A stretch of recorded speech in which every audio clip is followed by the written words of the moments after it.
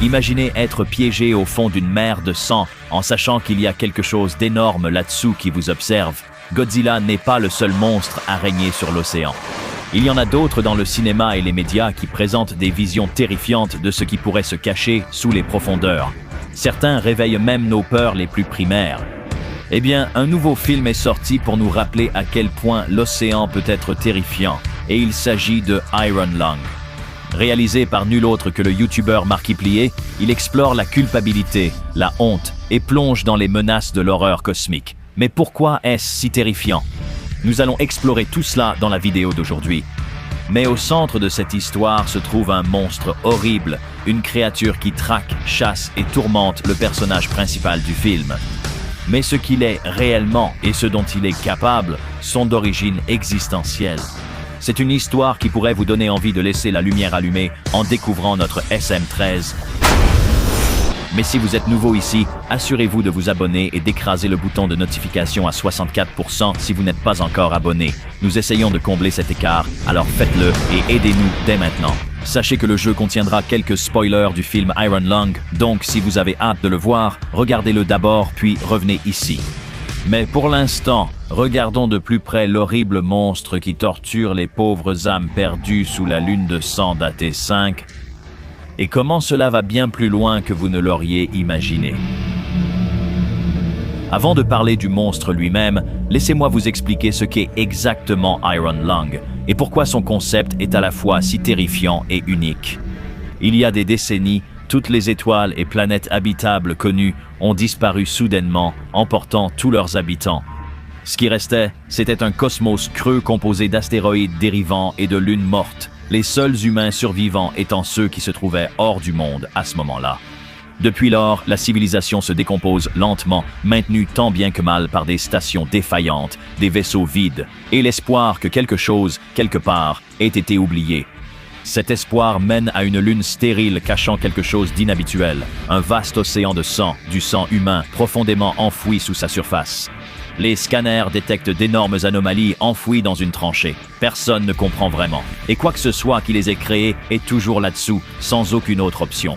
Vous êtes envoyé enquêter à bord d'un sous-marin rouillé, assemblé à partir de ferraille et de désespoir, connu sous le nom de SM13, surnommé le poumon de fer. Vous devez naviguer à l'aveugle dans un océan de sang pour prendre des photos de lieux clés et espérer que quoi que ce soit qui vit là-dessous ne vous trouve pas. Le sous-marin n'a qu'un hublot, qui doit rester fermé à cause de la pression. Vous devez donc naviguer uniquement à l'aide d'une carte incomplète, de capteurs de proximité, du son et d'une caméra externe primitive qui peut être utilisée pour prendre les photos. Vous devez accomplir votre mission ou obtenir une image visuelle granuleuse et de basse résolution de ce qui se passe à l'extérieur. À la fin du jeu, vous tombez sur ceci. Une créature de poisson terrifiante rôde dans l'océan de sang et attaque votre vaisseau alors que vous allez réussir la mission. C'est la dernière chose que vous voyez dans le jeu avant de rencontrer votre fin. Mais en 2026, Markiplier a sorti son adaptation cinématographique de Iron Lung, qui développe l'univers et nous offre une version nouvelle et encore plus terrifiante de ce monstre. Et nous comprenons encore mieux ce qu'est exactement cette créature. Le condamné, qui porte maintenant le nom de Simon, a été envoyé là-bas pour exactement la même raison que dans le jeu original. Mais qu'est-ce que cette créature, au juste? Pourquoi est-elle si terrifiante? Eh bien, examinons de plus près la biologie de cet organisme. On pense d'abord qu'il s'agit d'un être extraterrestre, mais la réalité est bien plus troublante. Il prospère sur la lune AT5, un corps céleste où même la matière solide provient de la solidification de son océan de sang. Et dans les grottes coagulées se trouve la bête, connue des fans sous le nom de grenouille, de poisson occulte ou tout simplement de monstre. Avec un corps épais et serpentin, sa chair se fond parfaitement dans les structures organiques qui l'entourent. Cela suggère qu'il s'agit d'un prédateur entièrement intégré à l'écosystème et qui en est peut-être même responsable, créant les vastes tunnels avec son propre corps. La bouche est dense, avec des dizaines de dents irrégulières et serrées, non pas disposées pour déchirer la chair, mais pour broyer, filtrer ou traiter d'énormes quantités de matière, obtenant peut-être sa subsistance grâce aux grandes quantités de sang qui l'entourent. Voici l'anatomie d'une créature conçue pour endurer les environnements les plus hostiles. Ses yeux sont petits et pâles, fixés vers l'avant, Sans émotion, il n'y a ni expression, ni rage, ni faim, aucun signe de malveillance. Et c'est l'absence d'expression qui le rend d'autant plus terrifiant, car elle dissimule sa véritable intention. Et peut-être que le plus inquiétant, c'est que cette créature semble presque humanoïde, un visage déformé et tordu qui vous regarde droit dans les yeux. Et il pourrait y avoir une raison à cela. On a émis l'hypothèse que cette créature serait en réalité un humain muté, potentiellement le capitaine du SM-8, un autre sous-marin qui a été envoyé dans l'océan de sang pour trouver des réponses. Tout comme Simon, mais l'océan l'a changé, son corps et son esprit ont été déformés au point d'être méconnaissables. Ce qui traque Simon maintenant est un mélange de biologie humaine et de quelque chose d'extraterrestre, une créature remodelée par l'océan. Sa voix, la même que celle que Simon entend dans les enregistrements, est tout ce qui reste de son humanité. Cela reflèterait directement les événements du film où la capitaine du SM-8 a commencé à consommer le sang pour survivre, ce à quoi elle s'opposait. Puisque le sang était en fait humain. Cependant, une fois complètement transformée, elle est devenue une créature qui survit en se nourrissant de l'océan lui-même. Nous ne faisons qu'un dans le sang, déclare lourdement Simon le monstre, suggérant fortement que la substance contenue dans le sang les relie comme une sorte d'esprit de ruche, les unifiant et immortalisant essentiellement ceux qu'elle consume. Et maintenant, il n'a qu'un seul objectif, offrir cette connaissance à ceux qui se retrouvent dans cet enfer. Nous sommes le salut, nous pouvons sauver tout le monde en nous. Et il est montré que ce qui motive ce désir vient potentiellement d'au-delà de notre dimension. Au cours du voyage de Simon dans les profondeurs, il rencontre une lumière mystérieuse, apparemment liée à la créature. Et qu'est-ce qui a réellement causé la rapture silencieuse? Cela ne fait pas partie d'elle et elle ne le contrôle pas. La lumière est une présence qui existe en dehors de l'univers, aperçue à travers l'océan rouge, une projection d'un être si vaste qu'il plie la réalité autour de lui. Quiconque s'en approche est altéré, poussé, rendu fou ou transformé en quelque chose qui pourrait survivre, dans l'océan de sang. Le monstre a vu la lumière, a été changé par elle, et maintenant il sert sa volonté. Il est suggéré que l'être à l'intérieur de la lumière est ce qui a provoqué l'extase silencieuse, éliminant les étoiles et les mondes habitables. Et maintenant, il offre le salut comme seule solution aux horreurs de ce nouvel univers, mais le salut, comme le montre la créature, a un prix très élevé.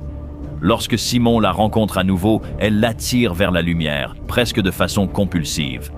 Ses actions ressemblent à de l'agression, mais elles sont guidées par l'attraction de la lumière elle-même. Une puissance supérieure, différente de tout ce qu'on a vu auparavant, un être capable de créer et de détruire la lumière à volonté, que certains pourraient appeler un dieu. C'est la compréhension de la lumière par le monstre qui le motive, comme une récompense pour avoir trouvé la réponse à la fin de l'univers. Et comment ils ont réussi à y survivre en se transformant en cette nouvelle forme terrifiante. Et lorsque Simon jure de faire tout ce qui est en son pouvoir pour mettre fin à la folie, la bête devient agressive, faisant tout pour empêcher que la réponse ne soit révélée. La véritable horreur n'est pas seulement sa taille, ni ses dents, ni son visage déformé. C'est qu'elle n'est plus vraiment humaine, qu'elle n'est plus soumise aux règles humaines et qu'elle est liée à une force qui déforme la réalité elle-même. Un seul regard sur cette créature réveille des peurs primales des grandes créatures des profondeurs de l'océan et de l'inconnu. Très peu de choses sont expliquées à propos du monstre et c'est ce qui le rend si terrifiant. Cela s'intègre parfaitement au genre de l'horreur cosmique.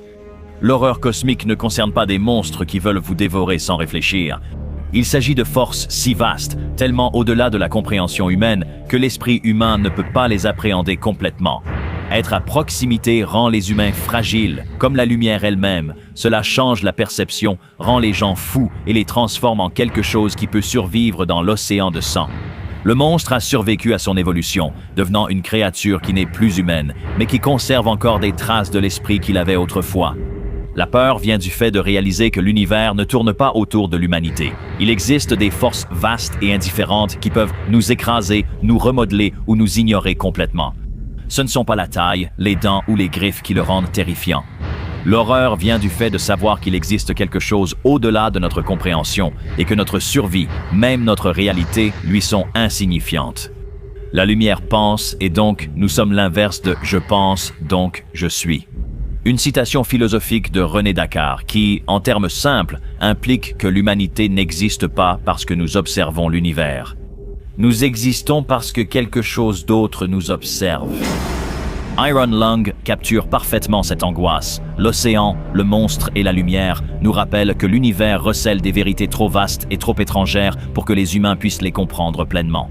C'est ce qui fait que ce n'est pas simplement un monstre géant, c'est quelque chose à l'échelle cosmique, et c'est pour cela que ce jeu et ce film sont si efficaces. J'ai vu tellement de théories sur ce qu'est cette créature, d'où elle vient, ce qu'est la lumière, et tout cela est incroyablement fascinant. Et en raison de la nature de l'horreur cosmique, toutes sont tout aussi plausibles.